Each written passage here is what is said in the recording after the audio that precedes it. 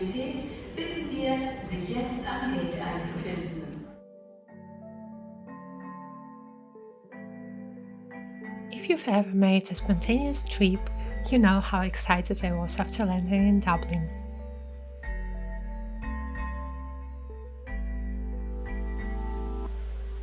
Well, hello from Ireland, from Dublin. Today is the first day, and I'm already going to take part in an excursion, just like a city tour. I think it will be focused on pubs, because apparently like in Ireland, people have this pub culture, so it's definitely something interesting to get to know about.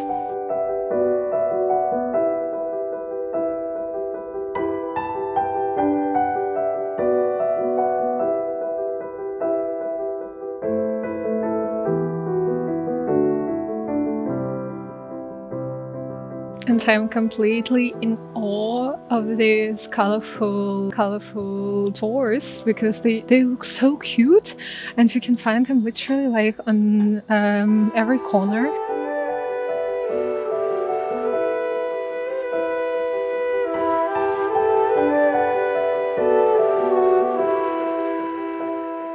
There are a couple of reasons for that, like nobody knows for sure. The first legend is that because of pubs, there are a lot of pubs in Ireland. A man came home and found his wife sleeping with another man, and he slaughtered them. On the next day, when he was sober, he found out that these were his neighbors. So he just, opened the wrong door, because the houses are also pretty similar. Another legend is also quite interesting, because as you might know, in Dublin, there is a port with a lot of ships, and it's quite tricky to buy the right amount of paint for the ship. And because people had like a lot of leftovers, they started painting doors like in different colors, just because they had like a lot of paint left.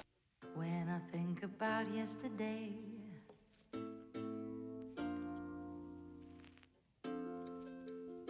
my oh my. I also wanted to mention that I came a bit unprepared this time, and I forgot to take my towel, and I forgot to check what kind of power outlets they use in Ireland, and apparently they use the ones that are common in the UK. I frankly didn't get O'Connell Street, since I was a bit overwhelmed with the number of random shops, but any other street nearby made me stop for a bit and look into all the details. Also, the seagulls are so adorable, and there are quite a few of them considering the location of the city.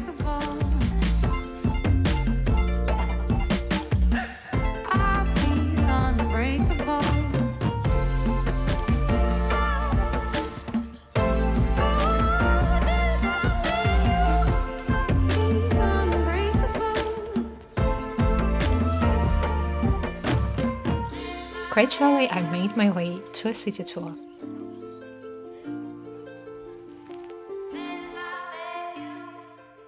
This pub was open since early 19th century, but as we can see it nowadays, was open in the late 19th century. If you've been to Dublin, you have probably noticed the tendency to name the pubs after the proprietors. A possible explanation is that back then Dublin wasn't a safe place at all, and knowing the owner of a particular place by his name would reassure people to go in. James Joyce Irish pub. It's not only this pub, there are other pubs in Dublin, and don't you think this is because this is a touristic place? Because not really.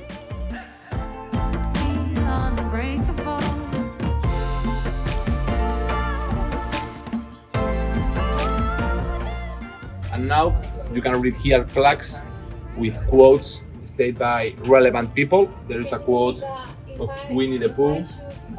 There is a quote, well, it's Dublin, A quote of Kristen Moon, Cranberries, Oscar Wilde, that way.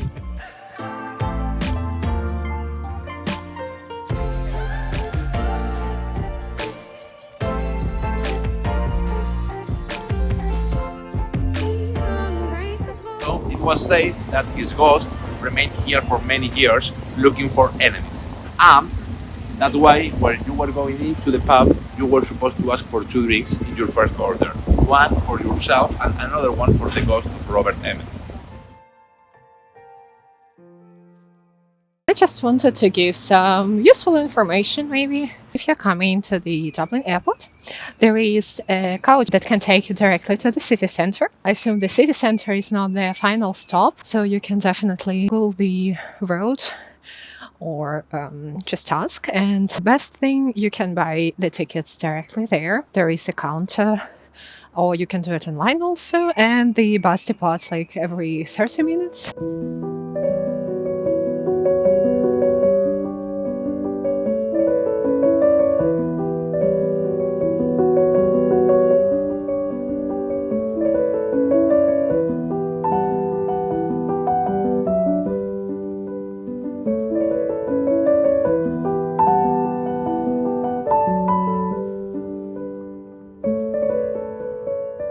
So I'm now in the Merion Park, and there is this tourist attraction, the Hungry Tree. The history of it is not very complicated, so they just basically planted the tree and it grew over time and encompassed the bench nearby. But somehow a lot of people just find it funny, and it was even on the cover of some tourist magazine or something. Also, Dublin is a super artistic place because everywhere you look, you're likely to see some street art.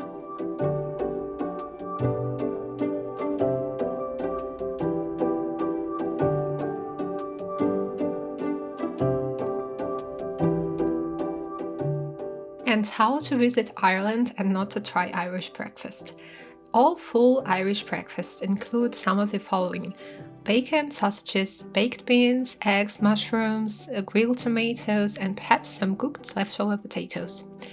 As you can see, it's very filling because back then people needed a lot of energy to work in the fields, for example.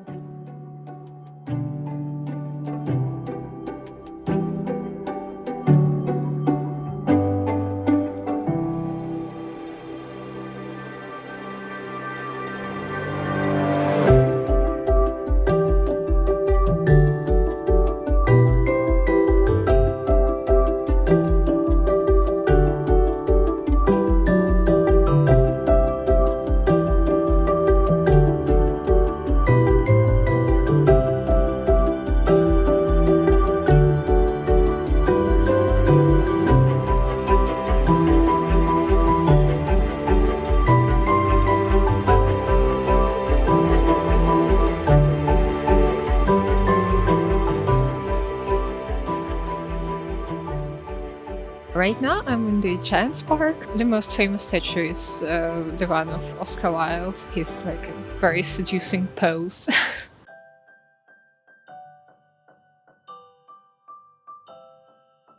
If you look at Oscar's head, you will see that the left side of his face is happy while the right one is sad. His nature was deeply divided.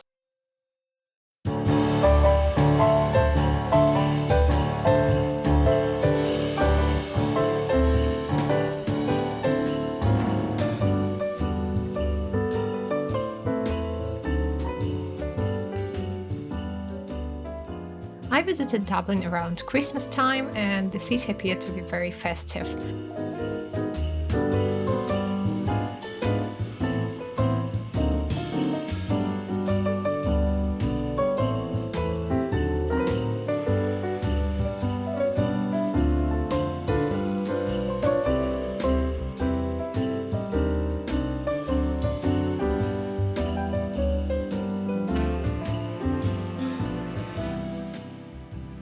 I'm also excited to share my other experiences in Ireland, so stay tuned and subscribe to this channel. Hope to see you back very soon!